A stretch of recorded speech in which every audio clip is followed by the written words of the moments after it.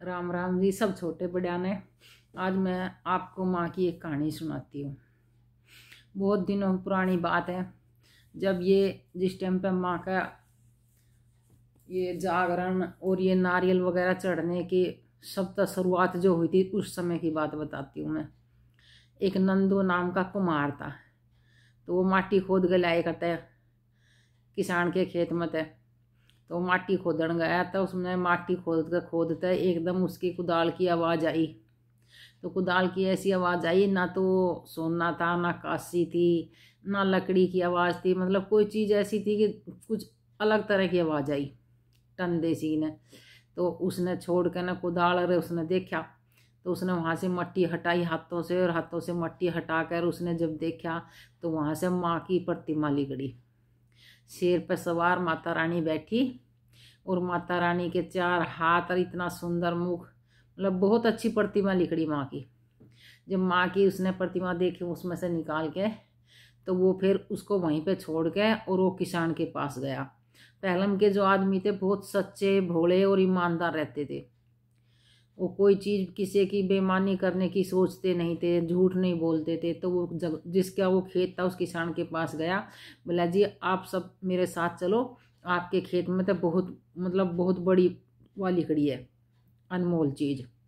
तो अब वो सारे किसान जो जिसका वो खेत था, वे किसान थे 8 भाई। तो वे उसके पीछे पीछे चल दिए सारे। उन्हें सोची भाई पता ना कैसी चीज़ है, कोई छोटी है बड़ी है कोई शक्तिशाली है क्या है, वो ये सोच के 8 भाई चल दिए। और उनके घर में जितने नौकर चाकर लग रहे थे, 8-10 उनका नौकर लग रहे थे, वो भी सब साथ में ले लिए और सारे के सारे चल दिए। और साथ में बैलगाड़ी जोड़ कर ले गए वे। तो वहाँ उन्होंने खेत में जाकर देखा तो वहाँ माँ की प्रतिमा। वे सब देख के ना हैरान रह गए, कहने लगे ये हमारे खेत में तो लिखड़ी है। हाँ कि चलो भाई हमारे खेत में तो लिखड़ी है, तो ये फिर इसका मतलब हमारी हुई। तो उन्होंने पहला जाकर ना एक भाई ने ठाई तो वो नहीं उठी, जो सबसे बड़ा भाई था उसने देखी तो उस पर वो हली भी ना, टस्तमस भी ना हुई। उसने दूसरे की तरफ इशारा करा, उस पर भी ना उठी। उनका एक भाई पहलवान था, फिर उन्होंने उसने कही अपने भाई पहलवान तक, भाई तू पहलवान है ज़्यादा जानदार है, तू उठा। वो पहलवान ने भी उठा कर देखी, वो तो भी ना हिली। वे 8 भाई लग गए, वे उन पर भी नहीं हिली, वो उठी भी ना हन पे उन पर। उसके बाद उन्होंने अपने नौकर चाकर भी लगा लिए। सब लगाने के बाद में उन्होंने कही कि ठाओ इसे, यूँ ना उठी। वो किसी पे भी ना उठी। ना उठी तो वो किसान कहने लगा उस तरह, नंदू तक कुमारता है आकियो प्रतिमा तेरी है हमारी नहीं है। तने देखी सबसे पहला, तने लिकाड़ी है खेत में तो इस पे हक तेरा, इसने तू ले जा। वो कहने लगा कुमार है मैं क्या करूँगा इसका। तू क्या करेगा, अपने घर लेके जा, पूजा पाठ करियो इसकी, और क्या करेगा।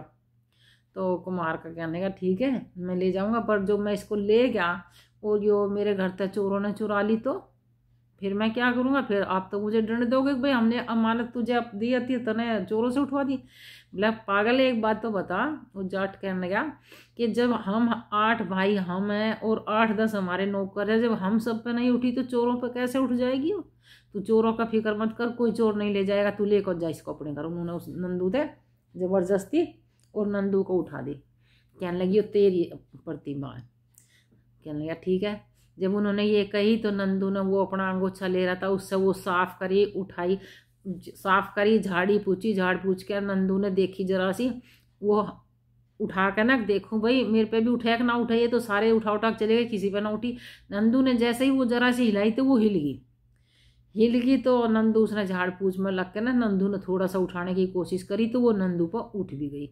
वे सारे कहने लगे भाई बड़ा चमत्कार है, नंदू पर उठ गई, इसका मतलब तो माँ नंदू के घर जाना चाहती है। उन्होंने सबने ये बात कहकर वो नंदू के साथ भेज दी। नंदू उसको अपने घर लेकर चले गया। नंदू ने अपने घर ले जाकर ने ले जाने से पहले और अपनी औरत से कही कि वहाँ गाय के गोबर से लिपाई कर घर में। वो तो गरीब आदमी था, उसका तक कच्चा घर था। उन्हें गाय के गोबर से लिपाई करी और वो कह कर ना हाथी दांत के भी पहला मोती होते थे, उनसे उसकी सजाने का काम करा। उसका जहाँ माँ बैठानी थी उसकी चौकी सजा कर उसके आसपास में मतलब जैसा कुछ उसको होता उसने सज सिंगार माँ की चौकी लगा के सजा दिया। तो उसने ले जाकर चौकी पर अपनी माँ रख दी, अपने घर रख दी। वो हाँ रोज डेली उठता, सुबह उठकर रोज पूजा पाठ करता। जब वो रोज पूजा पाठ करता तो उसके आसपास का वातावरण सब जो है बहुत बढ़िया वातावरण बन गया। और सब धर्म कर्म में आगे सब पूजा पाठ कर लें। उसकी देख हम देख नंदू के जितने भी अगड़ पड़ोसी आसपास के आदमी थे सब पूजा पाठ करने लगे। अब जब वहाँ सब पूजा पाठ करने लगे, कोई 10 रुपये चढ़ावे, कोई 5 रुपये चढ़ावे, कोई गुड़ चढ़ावे, कोई फल चढ़ावे, कोई अनाज चढ़ावे, वहाँ चढ़ावा आने लगा माता के पास। जब वो चढ़ावा आने लगा तो नंदू एक दिन कहने लगा, भाई इतना चढ़ावा आ जाता, मैं तो ये सब नहीं खा सकता, मैं इतना थोड़ी खा लूँगा। तो उसने धीरे धीरे क्या काम करा, अपने पड़ोसियों में बांटने लगा। पड़ोसियों में बांट के न फिर ज़्यादा और ज़्यादा आने लगा, पड़ोसियों में बटन लगा। तो वो बात धीरे धीरे गांव में पहुंचेगी, गांव पूजन लगा, सारा गांव की पढ़ा चढ़ावा आने लगा। तो वो ज़्यादा आने लगा, तो वो ज़्यादा लोगों में बांटने लगा नंदू। ऐसे ही धीरे धीरे करते गांव से बाहर के लोगों को पता लग गया, वे भी आने शुरू हो गए। तो उस कहने का मतलब ये था, माता रानी का चढ़ावा दिन पर दिन बढ़ता जा रहा था। तो एक दिन नंदू ने सब जितने भी गांव में बड़े बड़े थे, पंची थे, सब पंच इकट्ठे करके न पंचायत करी और कही, भाई माता रानी का इतना चढ़ावा हो जा, उसको हम खा नहीं सकते, वो बर्बाद जाता है, तो क्यों ना कुछ ऐसा उपाय करे जा जिससे माता रानी का यो चढ़ावा भी लग जा, बर्बाद भी ना जा और काम भी चल जा। कहने लगे ठीक है। तो ये उन्होंने सोच के माता रानी के लंगर चला दिया। माता रानी का लंगर चला दिया तो माता रानी की ऐसी कृपा होगी कि वे दिन में जितना भी खाना बनावे, 10 का 20 का, उतने ही आदमी आ जा और खा जा। कभी किसी दिन 50 आ गए, किसी दिन 100 आ गए, किसी दिन 200 भी हो जाते, किसी दिन 250 भी हो जाती, लेकिन लंगर में खाने की कमी नहीं पड़ती थी। पूरा बराबर जितने भी आदमी खाते सबकी पूर्ति होती रहती। ऐसे ही धीरे धीरे माता रानी का लंगर लगने लगा नंदू के घर। जब नंदू के घर लंगर लगने लगा तो अब तो जैसे कोई प्याज उठाता, कोई किसी के कोई प्रतिमा लिखड़ाती है, कोई चीज़ खजाना लिखड़ा कुछ, तो उसने पुलिस पकड़ के ले जागी या प्रशासन का कब्जा हो जाता है। तो ऐसा ही पहला तो ऐसी चीज़ तो कानून तो इतनी थी ना। तो पहला एक नवाब था गांव में, तो जो गांव का ठाड़ा आदमी रहे करता ना, जिसकी मतलब ज़्यादा दादागिरी सी चले करती, वो कर वसूल करे करता। तो ऐसा ही धीरे धीरे वहाँ का नवाब था जो कर वसूल करे करता, जिसके दौरे अच्छे 2 4 10 15 लड़के ले रहा था। उसने उठा कर भेजे, न्यू को जाओ भाई, नंदू ने बुला के लाओ, उसके दौरे ऐसा के है कि जो उसने दुनिया का लंगर चला रखा है, दुनिया का भंडारा कर रहा है, वो तो इतना बड़ा आदमी होगा। जब वो इतना बड़ा आदमी होता तो कर क्यों ना देता, उस पर तो कर लेगा वो। अब उसने अपने भेज दिए 10 12 बदमाश। अब ये भेज दिए, उन्होंने जाकर कही, हाँ भाई नंदू कर दे। नु भाई कर क्या होता है? कहने लगा, अच्छा तुझे कर का ना पता, तुझे सब चीज़ें का पता, माँ का भंडारे का पता, लंगर माँ का लंगर चला रहा उसका पता है, सब चीज़ का पता, पर तने ये नहीं पता कर क्या होता। उसने ठाके ने कहने लगा, भाई मुझे तो नहीं पता। तो कहने लगा ठीक है, तो चल तुझे मालिक बताएंगे भाई यूँ क्या कर। उसने अपनी गैल ठा के ले गए। उनने जाकर ना वहाँ नवाब के पास वो पेश कर दिया कि जी तो ऐसे ऐसे कह रहा कि मुझे तो नहीं पता कर क्या होता, मैं तो नहीं दूंगा। कहने लगा ठीक है। अब उसने उसकी दो चार पिटाई करी, 2 4 थप्पड़ मारे उसके। उनका 2 4 थप्पड़ मारने के बाद कहने लगा, कर क्यों नहीं देता? कि जी कर क्या होता मैं तो नहीं जानता, ना मेरे पास है। कि जो तेरे लंगर चला रहा है, जो तू खर्चा कर रहा है, वो कहाँ से कर रहा है, वो सब उसका कर देना पड़ता है यहाँ। कहने लगा, जी मेरे पास तो नहीं है, ना मैं ये लंगर चला रहा, ना मेरे पास लंगर देने के लिए, ये तो सब आम पब्लिक सब करती है, जो मेरे अगल पड़ोसी हैं आसपास के जो हैं वो सब पूजा पाठ करते हैं, वो जो आता है उस चढ़ावे से हम लंगर चला रहे हैं। कह रहा ठीक है, ये ऐसे नहीं मानेगा, एक काम करो, इसके लिए ऐसा पिंजरा बनाओ जिसमें चारों तरफ ऐसी सुई लगाओ कि जो हिले तो इसके भी सुई चुभे। उठा के पिंजरा तैयार करेगा ऐसा सुई वाला, और उसमें चारों तरफ ने नुकीले चीज़ लगा, नुकीली सुई सी लगा लगा कर उसका पिंजरा तैयार कर दिया। और उसके हाथ पैरों में लोहे की बेड़ी लगा कर वो पिंजरे में बंद कर दिया। वो पिंजरे में बंद कर दिया। वो सारी रात उसमें, दिन भर तो वो बेचारा खड़ा रहा। तो दिन भर खड़ा रहा। जैसे ही रात हुई तो रात ने तो जैसे ही नींद का लटकावा वो इधर उधर हो तो उसका सुई चुभा। जब उसका सुई चुभा तो सुई चुभते ही कह ये माँ, इससे तो मैं पहले ही अच्छा था, ये मेरी क्या जान को आफत आ गई। अपने बर्तन बना रहा था, मैं खा रहा था, कर रहा था, पर माँ मैं तो बहुत बुरी दशा में फंस गया। तो माँ बड़ी दयालु है, माँ उस पर बड़ी मेहरबान थी। तो उसकी ये बात सब सुन के देख के माँ ने अपने आप खुद प्रकट हुई, माँ ये कन्या के रूप में।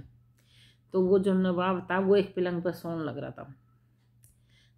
तो जब वो सो रहा था, 9-10 बजे की बात है, जब माँ आई, माँ ने उसका जिस पलंग पर वो सो रहा था वो पलंग ऐसा था कि वो 10 आदमियों पर भी ना हिला था। जब उसकी साफ़ सफाई वहाँ करते थे तो वहाँ 10-12 नौकर लगते थे, जब उसको जरा सा हिलाते थे तब उसके नीचे के साफ़ सफाई होती थी। तो उसने आके माँ ने वो एक अंगली तक उठाकर वो तख्त पलट दिया।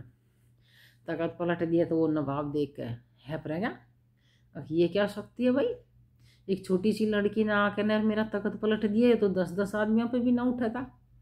उसने देखा वो, तो वो बड़ा चमकित रह गया। कहने लगा आप कौन हो? कहने लगी अच्छा मैं कौन हूँ, अगर तू अपना भला चाहता तो जिस तरह मैंने तेरा तख्ता पलटा ना, इसी तरह मैं तेरा राज पलट दूंगी।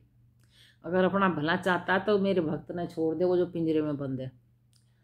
अब वो तो तख्त के नीचे दबा पड़ा था। माँ ये कहकर अंतर ध्यान होगी। जब माँ अंतर ध्यान होगी तो वो तो डर गया, घबरा गया।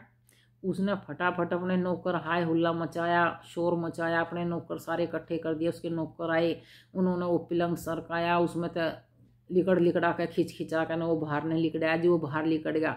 उसने बहुत जल्दी वो शुद्धा करा, तख्त शुद्धा करवाया, और तख्त शुद्धा करवा के और उसने भर के एक उसमें परात में घनी सारी सिक्के सोने के और घोड़े पे बैठा के, और वो उसने नंदू ने वहीं उसके घर पे छोड़ के आया कि भाई इस नंदू की ऐसी क्या शक्ति है। कुछ आई और एकदम आंखों से वो जल होगी, एक कन्या के रूप में आई, इसका मतलब तो माँ है। तो उसने भी ये शक्ति को देखकर नंदू का भी हृदय पसीज गया। माता रानी ने ऐसी कृपा करी कि वो नंदू ने वहीं छोड़ आई। उसके बाद नवाब अपने घर चला गया, नंदू अपने घर चला गया। उसी तरह नंदू जो है अपना करने लगा पूजा पाठ आकर। तो जब नंदू पूजा पाठ कर रहा था तो नंदू के दिमाग में बात आई कि माँ मैं उसी दिन से तेरी पूजा पाठ कर रहा हूँ, सब काम कर रहा हूँ, उसने मुझे दर्शन नहीं दिए और उसने मेरे से थोड़ा सा ही कष्ट दे दिया था, आपने सिर्फ इसी बात पर उसको दर्शन दे दिए। तो माँ इसका मतलब जब आप मेरे कष्ट देने से उसको दर्शन देती हो तो मैं अपने आप को कष्ट देता हूँ। तो उसने अपना शीश काट के माता के दर्शन उस चरणों में चढ़ा दिया। जब उसने अपना शीश काट कर माँ के चरणों में चढ़ा दिया तो माँ ने उसे दर्शन दिए, और माँ ने उसका शीश जोड़ दिया, उसे दर्शन दिए। और उस दिन से वो नंदू जो उसकी पूजा पाठ करने लगा, वहाँ चारों तरफ से सारी दुनिया आने लगी, माँ को पूजन लगी। तो जब किसी पर कोई आफत आती थी तो वहाँ सब कोई अपना शीश चढ़ाने लगे। शीश चढ़ाने की वहाँ एक रिवाज सी बन गई। तो जब धीरे धीरे ये रिवाज बन गई, सब चारों तरफ से दुनिया आने लगी। तो ऐसे ही एक धानु भगत था। धानु भगत भी माँ की बहुत प्रतिमा को पूजता था, बहुत माँ की पूजा पाठ करता था। तो धानु भगत गया, जब धानु भगत ने पता लगा कि यहाँ हर कोई शीश चढ़ाता है, इस मंदिर में सब आते हैं, तो उस मंदिर में ही माँ के में शीश चढ़ने शुरू हो गए थे।